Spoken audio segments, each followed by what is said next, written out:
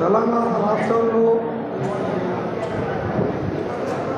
ఉన్న సమస్యలు కార్మికులై ఈరోజు ఆల్ ఇండియా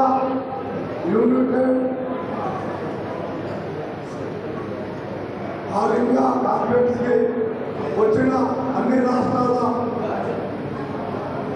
వేదిక మీద ఉన్న పెద్దలకి, వేదిక ముందు ఉన్న పెద్దలకి ఆల్ ఇండియా యూనిటెడ్ కాన్ఫరెన్స్ తరఫున ప్రతి ఒక్కరికి విప్లవాన్ని వందనాలు తెలియజేస్తా ఉన్నా. ఎందుకంటే ఈరోజు భారతదేశంలో మోడీ గారు ఎన్నికల ముందు ఇచ్చిన వాగ్దానాలు దేశంలో మన దేశాన్ని నుంచి ప్రపంచ దేశాల్లో ఆదర్శంగా తీసుకోవాలని చెప్పిన మోడీ కానీ ఈరోజు ఒక దేశంలో కాదు ఏ రాష్ట్రంలో కూడా ప్రతి ముఖ్యమంత్రితోటి చీకటి ఒప్పందం పెట్టుకున్న నరేంద్ర మోడీ ఇవాళ మనం చేస్తా ఉన్నాం.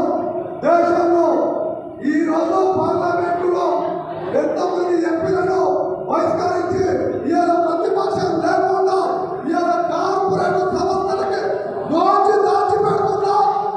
ఇవాళ దేశంలో అన్ని దేశాలకు నేను ఆదర్శం అని చెప్తాడు.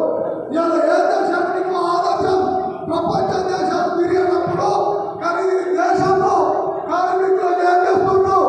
ప్రైవేటీకరణ చేస్తున్నావు. ప్రైవేటీకరణ ఎందుకు చేస్తున్నావు? ఏ డిపార్ట్మెంట్ చూస్తే అన్ని డిపార్ట్మెంట్లు కూడా ప్రైవేటీకరణ చేస్తున్నావు.